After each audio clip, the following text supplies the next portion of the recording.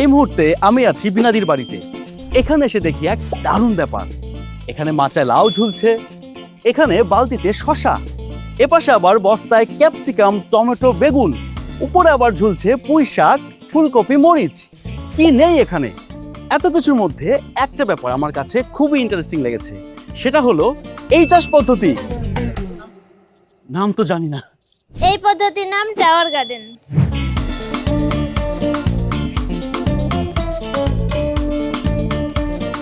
দিদি, এই tower garden পদ্ধতিতে আপনারা কেন চাষাবাদ করেন? আমাদের এলাকা লবণাক্ত এলাকা, শুকনোর সময় অনেক লবণ ওঠে, যার কারণে আমরা টাওয়ার গার্ডেন পদ্ধতিতে চাষাবাদ করি। এছাড়াও অল্প জায়গায় অনেক বেশি সবজি চাষ করা যায়। বাহ, ব্যাপারটা তো খুবই ইন্টারেস্টিং। তো এই টাওয়ার গার্ডেনটা আপনারা কিভাবে বানাইছেন আমিও শিখতে চাই। ঠিক আছে, চলেন তাহলে আমরা একসঙ্গে যেয়ে বানাই। চলেন যাই। আজকে সারাদিন আমি থাকবো বিনা দিদির সাথে আর দেখবো কিভাবে একটা টাওয়ার গার্ডেন বানানো হয়। আমাদের সাথে আরও থাকবেন বিনা দিদির স্বামী সুশান্ত দাদা।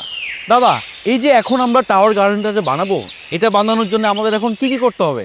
আমাদের প্রথমে রোদ পরে এমন একটা জায়গা নির্ধারণ করতে হবে, আর সেই জায়গাটা আছে গোল আকারে বৃত্ত বানাইতে হইব। পরে আমরা বাঁশ কেটে সেই গোল আকার বৃত্ততে খুঁটি পুঁতবো। দাদা, তাহলে চলো আমাদের বাঁশ কাটি।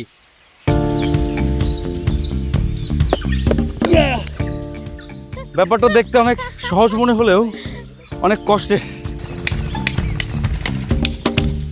তাহলে মোটামুটি আমাদের বাঁশ পোতা শেষ হয়ে গেছে। আচ্ছা, এখন তাহলে আমরা কি করব? এখন এটা মজবুত করার জন্য আমরা বাঁশের চাটা দিয়ে বাঁধবো।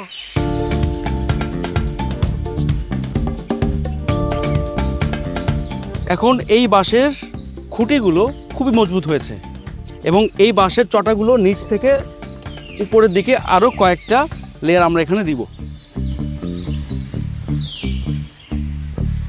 এখন আমরা কি করব? আমরা এখন এর ভিতরে নেট দিব, যাতে ভেতরে মাটিটা বাইরে বের হয়ে না যায়। দিদির সাথে কথা বলে আমি যেটা বুঝতে পারলাম যে নেট ছাড়াও মশারি কিংবা বস্তা দিয়েও এরকম চারপাশ দিয়ে একটা ঘেরাও দিয়ে যেতে পারে। এটা বানাতে আমাদের কত টাকা খরচ পড়লো আনুমানিক? 400 থেকে 450। এগুলো যদি একটুখানি নষ্ট হয়ে যায় আমরা আবার এটাকে মেরামত করতে পারছি। মেরামত করতে পারবো। তাহলে আমি যে ব্যাপারটা বুঝলাম, মাত্র 400 থেকে 450 টাকা দিয়ে আমরা এখন যেই গার্ডেনটা বানালাম, এটা কমপক্ষে 4 থেকে 5 বছর থাকবে। আর এর মধ্যে যদি এই বাঁশের কোনো চটাই নষ্ট হয়ে যায় তাহলে সেটাও আবার নতুন করে মেরামত করা যাবে। বাহ, ব্যাপারটা খুবই সুন্দর।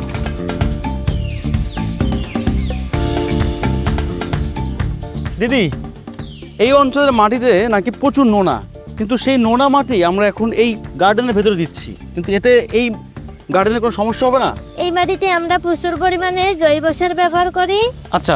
আর দ্বিতীয়ত নিচের মাটি থেকে এই মাটিতে উপরে থাকবে, যার জন্য লবণ উঠবে না। দিদি, আমরা মাঝখানে গর্তটা কেন করছি? ওর ভিতরে খোয়া দিতে হবে।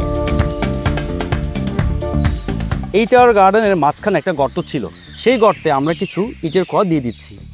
এই ইটের খোয়া দেওয়ার উদ্দেশ্য হচ্ছে যখন আমরা এই টাওয়ার গার্ডেনে পানি দিব, পুরো বাগান জুড়ে পানিটা সমানভাবে ছড়িয়ে পড়বে। আমাদের টাওয়ার গার্ডেন এখন একদম প্রস্তুত। এই টাওয়ার গার্ডেনে আপনারা কি কি ধরনের শাকসবজি রোপণ করে থাকেন? লাউ, মিষ্টি কুমড়া, বেগুন, লাল শাক, পালং শাক সবই চাষ করা সম্ভব এখানে। আর মজার বিষয়টি হচ্ছে এই যে আমরা পাশ দিয়ে ছোট ছোট ছিদ্র করে পুঁই শাক, টমেটো, মানে লতানো জাতীয় শাকসবজি দিতে পারি।